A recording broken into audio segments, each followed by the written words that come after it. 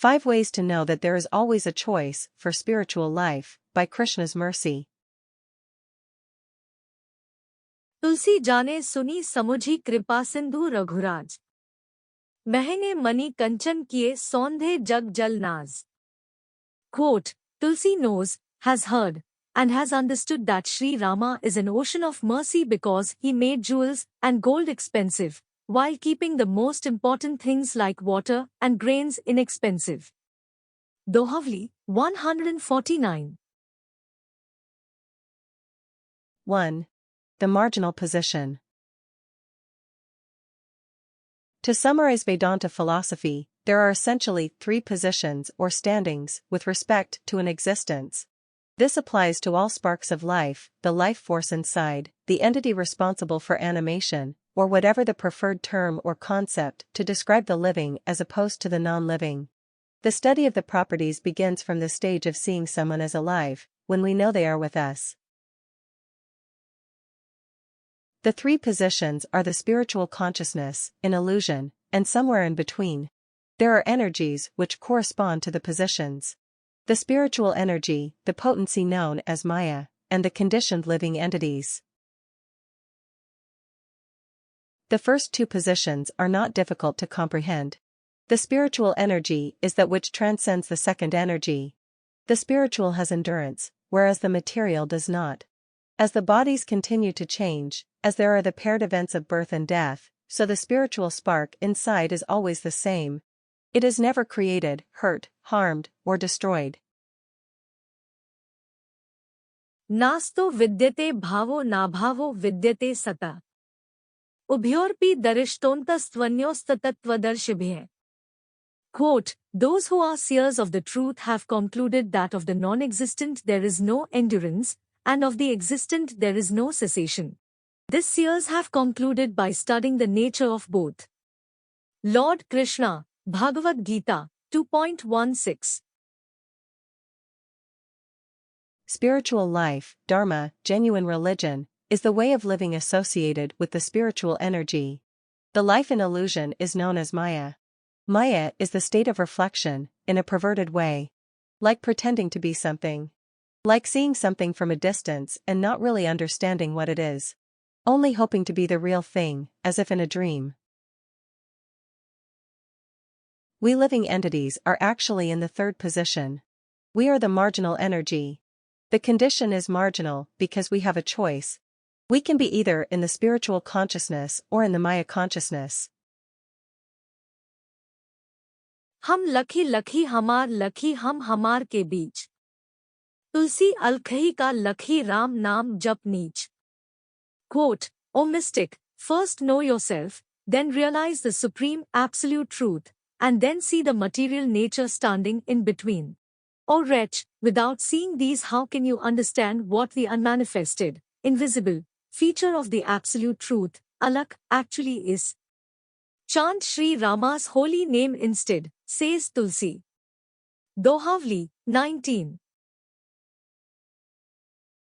This is the basic choice for the living beings, and especially those within the human form of body.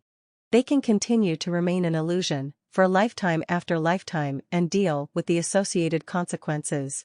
The most devastating of those consequences is total disassociation from everything and everyone during a particular temporary stay, i.e., a lifetime.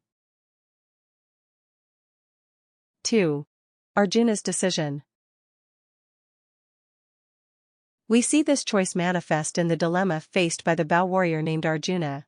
Both an incident from history and a central point of interest for providing instruction of eternal relevance, Arjuna has the choice to either proceed in a military conflict aligning with Dharma or drop his weapons and leave everyone behind.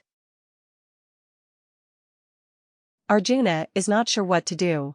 He has an inclination for proceeding, since he arrived at the battlefield, ready to go. He also had some affection for members of the opposing party. He considered that perhaps abandoning the battlefield would spare their lives, and Arjuna valued their temporary happiness over anything to be gained through victory in battle. 3. Deliberate folly.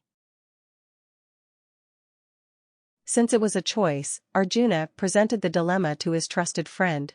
Shri Krishna happened to be nearby, serving as the charioteer. Krishna did not mince words. When he first heard Arjuna's rationalization for quitting, Krishna described the mentality as anarya. This indicates a lack of knowledge of higher principles. Shri Bhagwan Uvach Kutastva Kashmalam Idam Vishme Samupasthitam Anarijushtam Asvargyam Kirtikram Arjun. Quote, the Supreme Person, Bhagavan, said, My dear Arjuna, how have these impurities come upon you? They are not at all befitting a man who knows the progressive values of life. They do not lead to higher planets, but to infamy. Bhagavad-gita 2.2. The sacred conversation known as Bhagavad-gita basically begins from here. It is Krishna giving counsel to Arjuna. It is the supreme Brahman teaching how to remove the influence of Maya. It is the origin of religion showing how to implement the best strategy in that particular moment. It is the trusted spiritual master offering general guidelines for how to stay out of the illusion of Maya moving forward. Iti te jnanam akhyatan guhyad guhyatram maya vimrishatad asheshen yathechhasi tatha kuru. Quote, thus I have explained to you the most confidential of all knowledge. Deliberate on this fully, and then do what you wish to do. Lord Krishna, Bhagavad-gita 18.63. Nevertheless, it is still up to Arjuna. He must decide what to do. Krishna will not force him in any direction. Arjuna should deliberate fully on everything he has heard thus far. 4. Needs against wants. Goswami Tulsidas makes the wonderful comparison between gold and grains, jewels and water. Those things which we actually need and those which we might be enamored by. There is a stark difference both in price and relative availability. The grains and water are inexpensive. They are in greater supply, as compared to the gold and jewels, which happen to be more expensive. This difference is not an accident, it is the mercy of Shri Rama.